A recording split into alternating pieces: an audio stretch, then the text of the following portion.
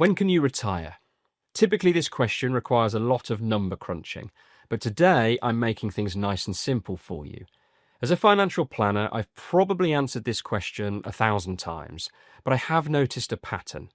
Despite all my clients having wildly different financial goals and backgrounds, there are 8 key questions that nearly always determine whether or not somebody is ready to retire. And if my clients answered yes to all 8 of these questions, it was typically a sign they should retire as soon as possible. So in this video, I'm going to walk you through the 8 questions you need to ask yourself before retiring, but I'm also going to let you in on the biggest mistake most people make when planning for their golden years and what you can do to avoid it. So, are you ready for retirement? Let's find out. Now, once you've said your goodbyes and walked out of the office for the last time, that income source is gone, and you need to know how you're going to replace it. It might be that you have defined benefit pension schemes that will pay a guaranteed income source for life, but you'll need to know exactly how much they will pay you and when they will come into payment. You'll likely have a few options here, maybe having a lower annual income in exchange for a tax-free lump sum, for example.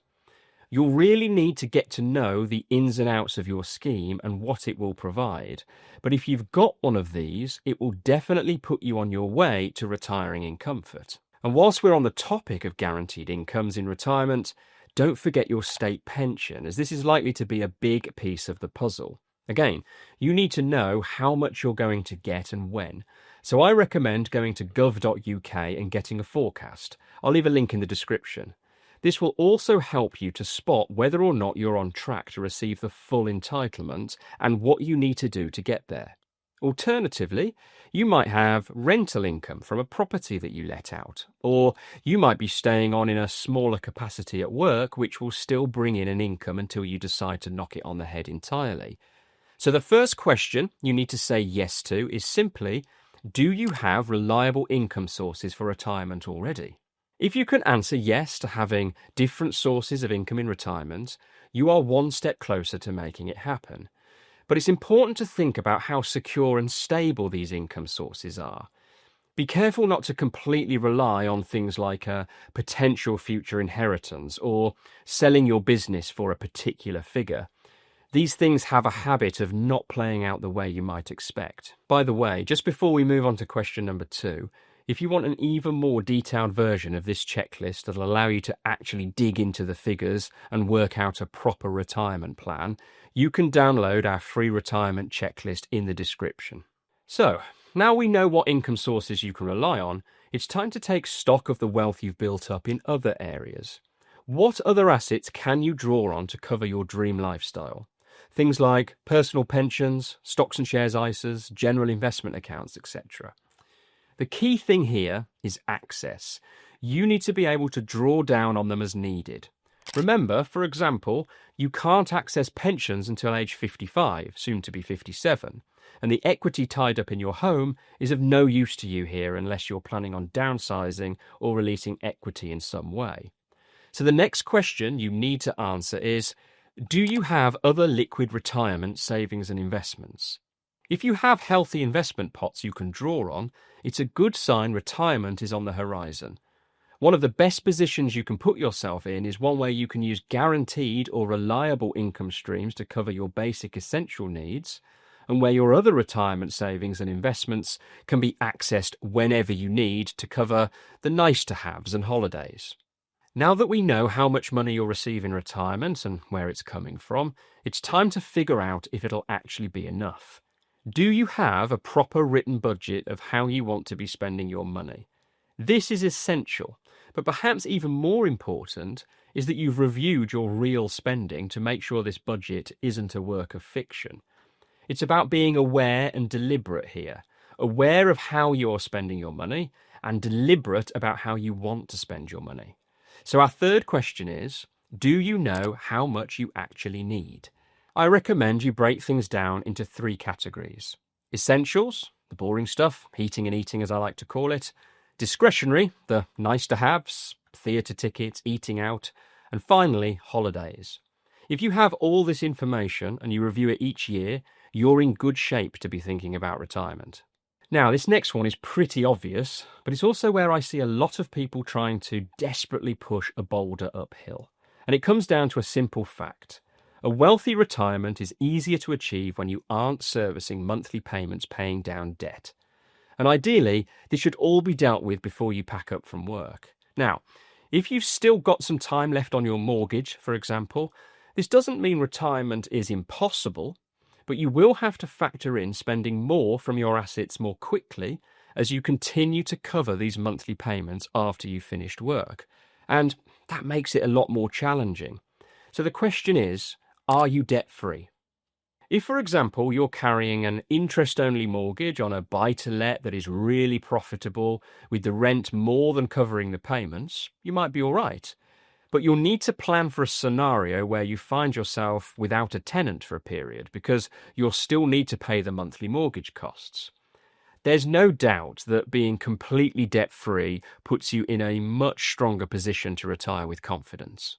Hopefully you have a good long many years left on this earth after you've hung up your working hat, and your retirement is actually when you'll have time for all those things you've been too busy for up till now. The big holiday, helping the kids onto the property ladder, supporting that charitable cause. But all these things come with a deadline, and of course, a price tag. So think carefully about this one. Have you budgeted for your bucket list? And there are a couple of things you need to consider here. You have to be mindful of things like health and energy, so you can put the activities in the right place on your timeline. 3 weeks skiing in the Alps? Let's be realistic. That needs to be sooner rather than later if we're thinking about your poor old knees. But helping that charity might not have the same sense of urgency, maybe. So if you've got a clear idea of what you're hoping to do, how much it might cost, and when you want to do it, you're retiring with intention, and this is a great thing. Okay, now let's talk about the thing that keeps a lot of people getting closer to retirement up at night, and I'm not talking about her snoring. When we have a long-term time horizon, we know that we need to make sure our money keeps pace with inflation as a bare minimum. Actually, many of us will want to target growth in excess of this. And in order to do this, we need to take risk. But the amount of risk you should take is very much a personal thing. It depends on lots of factors like your circumstances, your objectives, your appetite for ups and downs. So let me ask you this. Are you comfortable with investment risk? How have you felt when you've seen your investments fall in value? And how might you feel if you were now retired and living off this money? The answer is probably a bit worse. And that's okay. For a lot of people, taking risks with your retirement funds is much harder to bear once you start spending it. But if you understand volatility and how to behave as a long-term investor, you stand a good chance of being brave when you need to be. And this is a great trait to have when going into retirement. Now, our next question is more on the practical side, but it's one that many people probably haven't thought about enough. Is where you live now where you're going to live for all of your retirement? And if not, will you downsize, or will where you move to end up costing the same as you'd sell for? Now, I know this can be tricky. For many of you, I'm asking you to think years off into the future. But it can be made easier if you just think of things in today's terms. What's your house worth today? And what would you need to spend today on that smaller house with a more manageable garden that you'd be happy spending your later years in? Allow for some costs, and then we can start to see how much capital that might release. Everyone should think about this scenario, but be wary of pinning the entire success of your retirement planning on the capital from downsizing. From experience, both personally and with my clients, downsizing can be harder to do in practice than it might sound. So at most, I'd have this potential capital as the wild card to play if you needed it, rather than an integral piece to the puzzle. So before you retire, make sure you answer this one with a yes. Do you know where you want to live? And while we're at it, let's not beat around the bush with our last question. And for this one, just close your eyes and say the first thing that comes into your mind. Yes or no? Ready? Okay. Do you know how long you will live? Okay, so I know this is a stupid question and one of course you can't say yes or no to, but using a life expectancy calculator like this one can help you get an idea of how long you might need your money to last. For example, a 50-year-old male on average will live to age 84, so he'll need his money to last him 34 years. However, he has a 1 in 4 chance of living to 93, 1 in 10 to 97, and a 3.8% chance of making it to 100. And of course, getting a more accurate estimate means you need to ask yourself a few more questions. Are you healthy? What's your lifestyle like?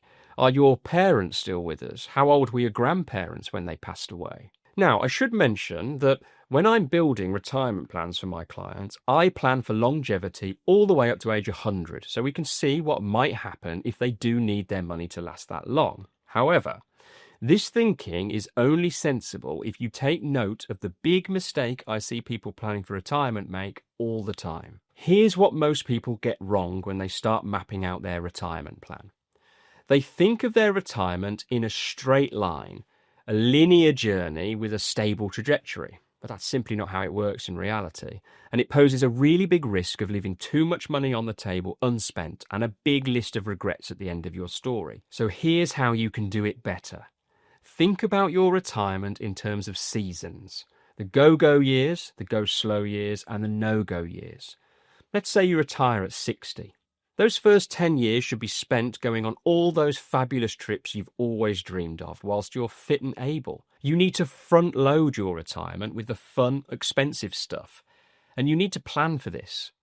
As a professional financial planner, I use a sophisticated cash flow modelling tool to build my clients' unique retirement stories with this strategy in mind. And you'll find a lot more information on this, including what tool I use, in the retirement checklist, which, remember, is free to download through the link in the description. But now that you know what you need to get ready for retirement, the most important question still remains. Are you emotionally ready to retire? Are you ready for this next exciting chapter? And have you eliminated all the stress that could eat away at your bliss? If you answered no to that last question, this video will give you a heads up on the retirement risk that most people notice far too late and show you how to avoid it so you can book that first golf tee time with complete peace of mind.